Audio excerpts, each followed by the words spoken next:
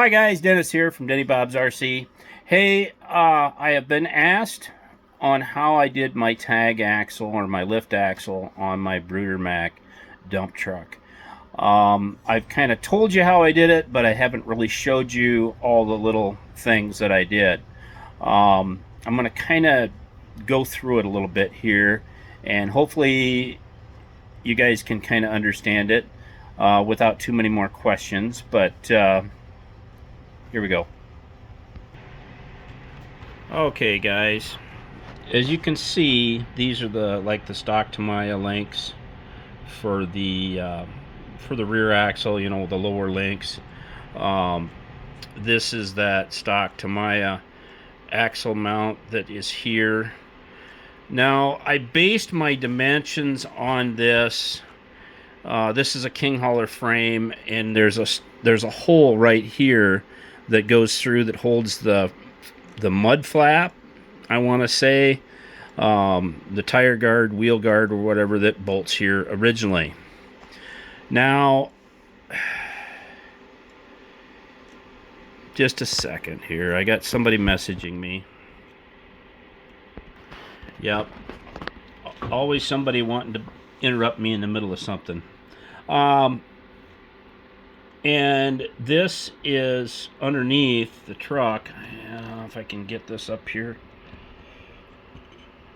is a drop axle from True Scale.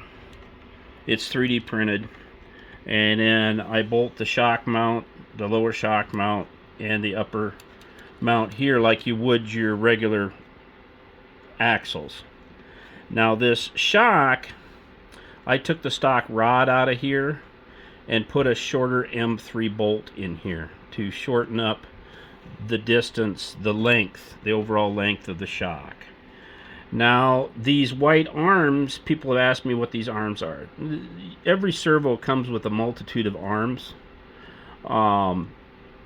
Mini servos, full-size servos always come with these plastic arms. They'll come with different styles, wheel, round ones. They'll come with short. These arms here I actually had to shorten a bit, and then I drill and tap them with an M3 bolt. And then I used the stock shock mount bushing like what would be for these rear shocks.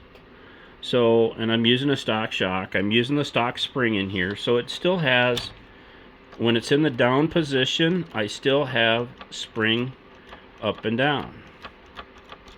So it still can float a little bit, but yes, I still have pressure downward. Now let me hook the battery up, and then I'll just kind of show you the movement. Now I have this hooked up to my VRB dial, so that'll go all the way down and all the way up. And when it's in the down position, I have spring movement, quite a bit of spring movement. That way if you're going across rough terrain or whatever.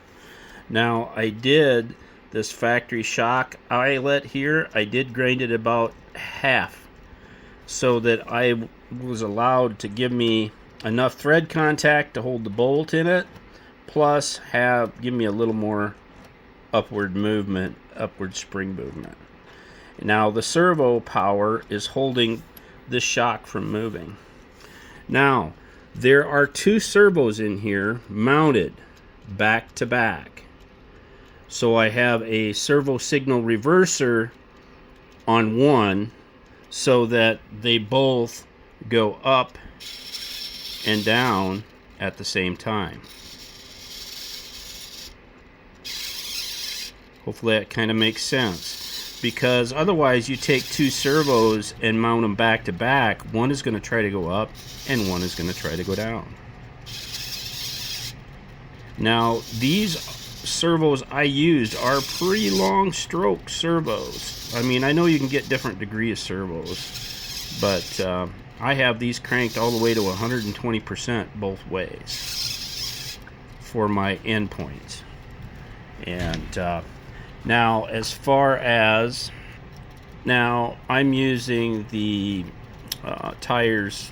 These rims are hydraulic hobbies. That's what they are. The aluminum wheels, and I polish them.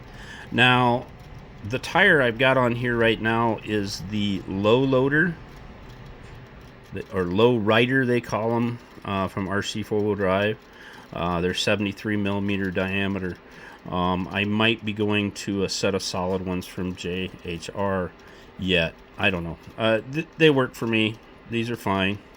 But that's what I'm using for a tire to make this all, smaller diameter, make it look a little better. But anyway, that's one of the reasons I don't like to do this with the battery on and the radio on. That annoying beep in the background. But anyway, hopefully it kind of explains that. Now what I did was I set this up to all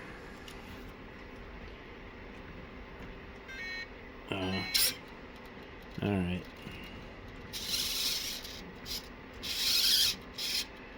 I am going to pull the battery out of the machine now. Well, maybe I'll leave it down. Maybe that'll give me a little more room to show you. Hold on. Okay, now these are the little servos I used. If you want to get a number off them, whatever. The problem with these, the only problem I ran into with these is they are pretty wide, or long, or however you want to say it, and it makes it tough to fit them both in the frame here. But basically I had to drill out the hole big enough to fit the shaft through, and then I got it figured out where I needed it to be and drilled fastening holes, for the 2 bolts that hold these servos in. Okay,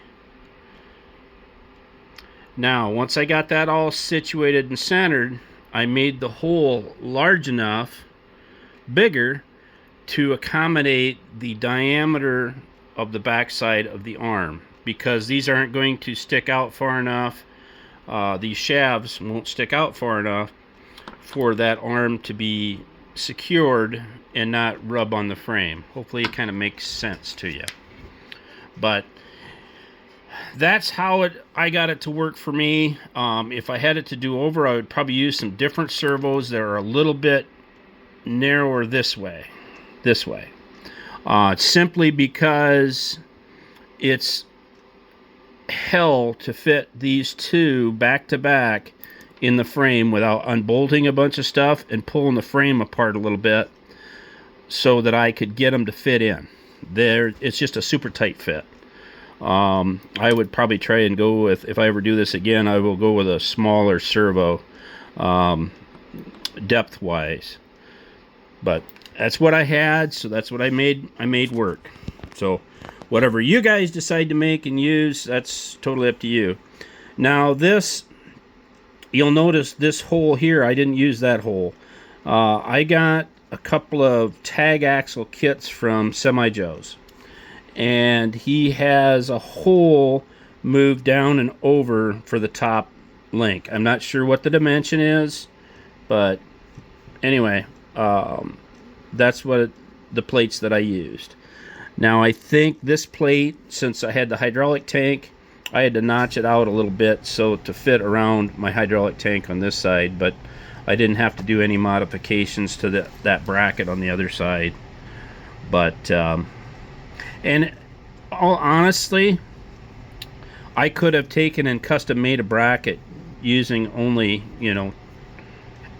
just use that as a pattern and make my own bracket and totally eliminate the front half of it.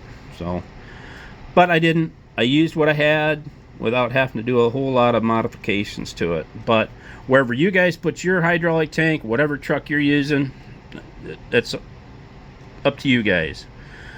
But this is a King hauler chassis for this truck. It's a King hauler, and it just happened to work out that this hole here worked out perfect with geometry and everything, and still allowing me enough wheel spacing in here between the tag or the lift, and my tires. So anyway, it's kind of how I made it work. I did lay, I got some Gorilla tape and laid over top of my 2 servos here, just to cover up, make them black, cover up my the annoying red or pink of that. I could have painted them, but yeah, it's all right. It just kind of covers them up a little bit. And all this is here is just a pad for my my bed to rest on when the bed is down. I got a rubber pad on here, 4 screws on each side that hold it on, and it kind of makes a nice little area for me to be able to hide all the wiring for these 2 servos, the 1 servo signal reverser that I have tucked under here, and it just kind of hides it. And there's enough room above the drive shaft and in the frame rails there to hide everything. So yeah, I've got this annoying wire showing here, but whatever. Anyway,